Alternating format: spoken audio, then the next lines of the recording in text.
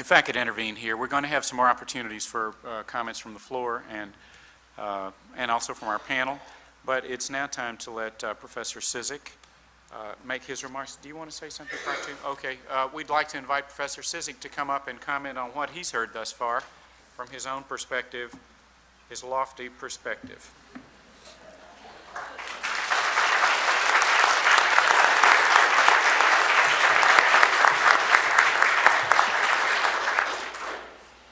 Well, I'd like to first thank you all for being here, and I think the comments that have come out of the audience are exceptional.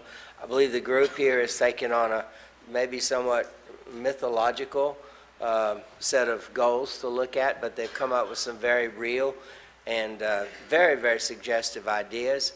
I think a lot of us have heard a lot of things we've all been talking about said in other ways and by different people, and I think that's one of the great things about bringing in folks who do want to make their contributions, but not necessarily on top of or superior than or whatever, but more as an inclusive, hey, did you think about this kind of stuff?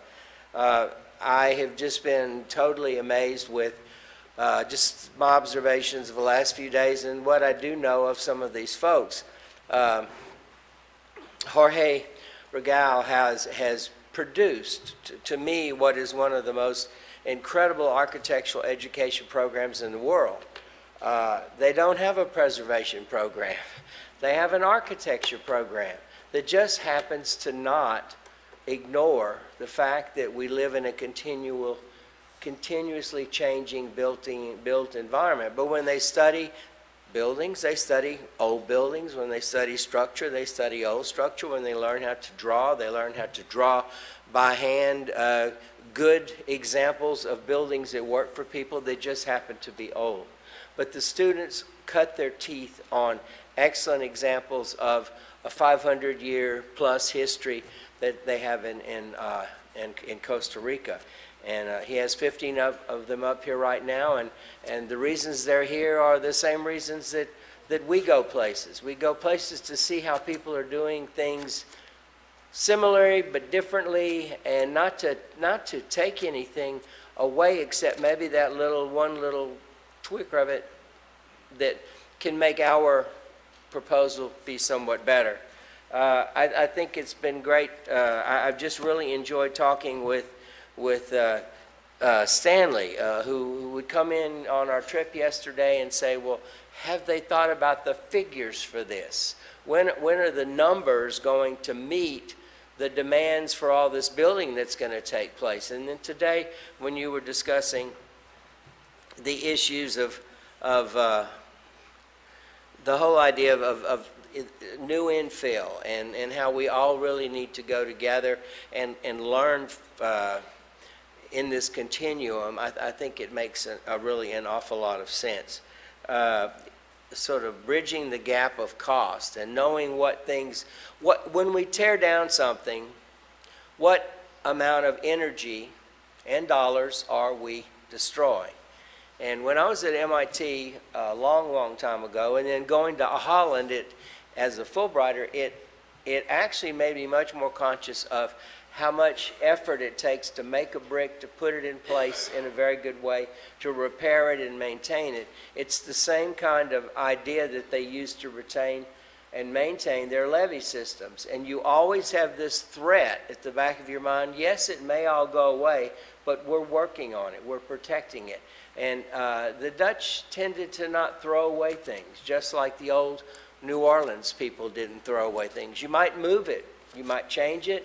You might take a Creole cottage, and if you wanted to just update it, you'd add brackets or whatever period was in vogue. You could easily buy those. But everything you added to the building tended to be a nice addition. It was like a new pin on an old hat. We didn't change what was basically working. One of the greatest buildings we have in the city to learn from is owned by Louisiana State Museum. It's Madame John's Legacy. It's a perfect building. It didn't flood. And it wouldn't have flooded if it was in most of the places. It's a great way of building an old building that is highly sustainable, and I think it presents us with a very good model. Danielle has done, I think, given us some very interesting things. I loved your story about Chicago and the sort of the organization of bungalows, and I could see them organizing as an army, and this army of marching double cottages. And and Carol Reese has been working in Pontilli, which is a combination of marching double craftsman-style cottages that have joined the war, with a bunch of 1950s slab houses, which are maybe not built in the best of ways, but they're working together to try to make that area work. And it's actually all fairly dense. And so I think when you look at the housing stock of this city, and a lot of other cities all over the world, there are things within them that are so similar, and they all work. Every society I've ever visited, except maybe Alaska, has had a version of a Creole cottage. There's the whole idea of basic living space, and they usually are made out of local materials, and they're usually highly efficient. They have good R values, and there's something we should be learning from them. Now, you can't build a 20-story Creole cottage, but maybe there's something you can learn about a Creole cottage that would make a 20-story building much more effective. I remember when we did this project here in New Orleans of high-rise, high density on the high ground. So during our last dean, and I begged him to use another site because I knew that so much of what was going to be done there was going to be ignored by the general community. The architects may like it, but the general community of the city was going to be rather upset about it, as they were.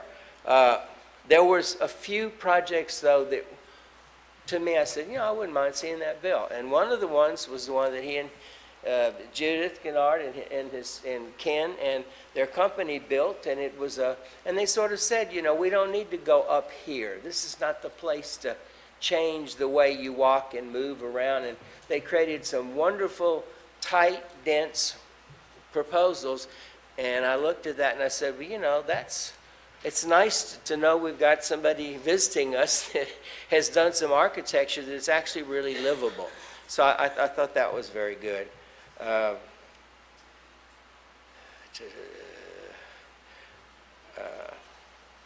Robert, I think that it's been so wonderful to see you put a perspective on the things of a point in time that we shared an academic experience together, and then we went out into the real world and did things and came back and did things, and you're still hooked into Mississippi and to New York. I'm still hooked into New Orleans and a whole lot of other places that I like to go in Latin America, particularly, where I feel at home and where I feel a kinship to the architecture that's there. I don't think we need to invent new urbanism. I think in our city, we are living in urbanism, and you can call it new if you want. If you've just discovered it, it's new. If you've been living here a long time, it's not new. In terms of the word preservation, when I first started working in this city, and actually in Boston, preservation was a word I had a hard time explaining to the 7 through 11-year-old kids that I taught in Roxbury. That was my thesis project. It's called Changing Values in an Urban Environment. And I worked with all these kids who were growing up in different kinds of densities, different kinds of conditions. And I began to realize and appreciate the fact that that many new buildings that were put there for them to live in did not hold up because they were very improperly built, or they were not taught how to use them. Many old buildings had never been cared for, and even though they probably provided a more interesting intellectual stimulus for their growing and upgrading, there were too many rat holes and all those other things where they had not been taken care of. And we were in Roxbury, which was once been a beautiful neighborhood, and now was a neighborhood under siege. It reminds me a lot of sort of New Orleans today. And but those kids learned about environmental conservation, and that was the word we used. And somehow or other, I talked to them about the CCC core and how they would go out and they would build things and they would go out in camps and make things work and all those kinds of stuff. And the kids began to say, well, you know, what we really need is we need something like that for us to learn into. We need a chance to be on our own, to make a contribution, to learn how to do something that at least we'll know how to grow our own vegetables and put a roof over our head. And these were little urban kids coming from the city of Boston. I loaned money that I got in my scholarship fund to my classmates who bought old brownstones in South End that you could pick up for $1,000. And of course, all those folks have become pretty wealthy by now. But you know, I got my $1,000 back. But it was interesting to see again how things that are not valuable become valuable. And you know, when I moved to Faubourg-Marigny, I wanted to write about why is historic preservation important. And I know why now. And I know that you can define a lot of these things. And by living in that neighborhood and letting that neighborhood become not only my working office at a very large scale and a place that I could bring my students. They had a house to go into that was a safe. It was a place you could use the bathroom. You could say, oh yeah, those kids run around. No, they're part of Cizek's group.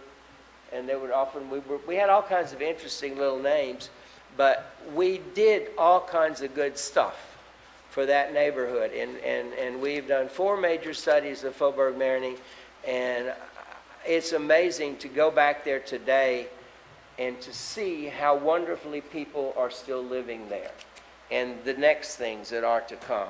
Mr. Duani's projects were in the paper today about a better shotgun. Some people are sort of poo-pooing his buildings there. I think they're very pleasant. They work in, they're not offensive. The people that live there seem to like them.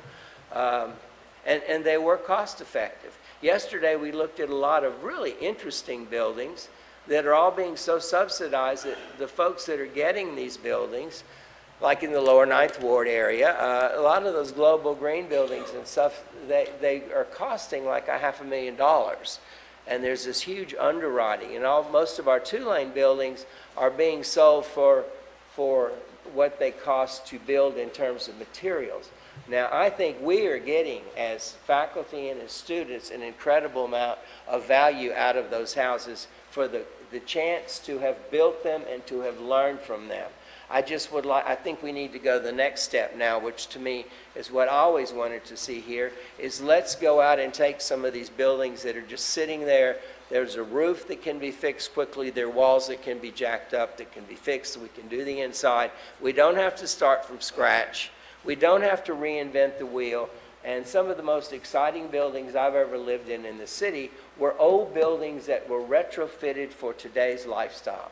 Some of them more as museum quality things, and some of them are just downright crazy. And they go the full spectrum. And a lot of those houses are used very, very environmentally, they're very, very environmentally sensitive. So I think we have a lot of things going here. It's just a matter of where the school should be going. And to me, I think several of the things you all have mentioned, that database, we've got a business school. We know how to transfer energy to developing countries. Why not build a school in architecture and business and science and whatever else it takes to be able to transfer knowledge to our own country? And then if we can take it to other countries, yes. But, you know, we kind of ignore where we're at. Tulane has had a very bad problem for the last few years, except after Katrina, of saying, well, we should be concerned about, you know, Africa and South America and other places. And that's good. I'm glad we're doing all that. But we should also be concerned about where we live. We live in one of the most important urban settings in which to learn in the whole world. And I've traveled just about everywhere. And I think that's the kind of focus that this new direction that we take needs to take. It needs to be interdisciplinary, but not in a hoity-toity way. We need to do research that we can, you know, why isn't this renovated building About 20 years ago, we had this wonderful professor here who was a technology professor. She taught structures and technology and stuff. Do you remember what her name was, John?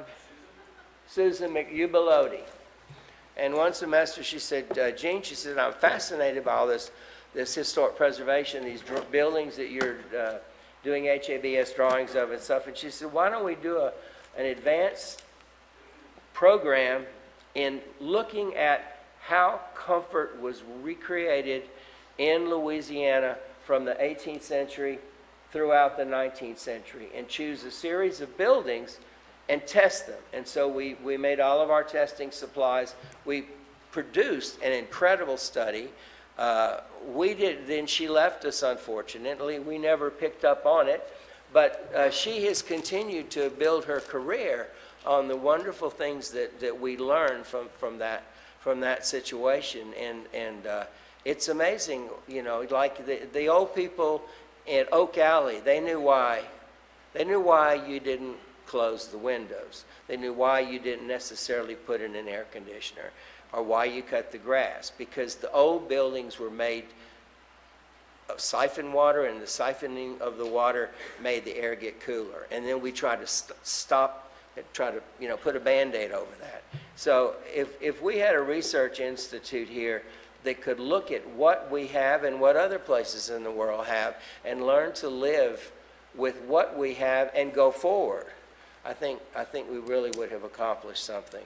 And I just, again, thank you all, and think about it over lunch of these other questions that are coming up, because I think they're very important. And I know Ken and I and our faculty would really like to have some great direction from you all about where you feel and how you feel what would be the best approach that we can take in growing towards a new program in historic preservation here at Tulane that maybe doesn't even use the word preservation. It's not a bad word. You just have to explain to people what you're talking about. Thank you.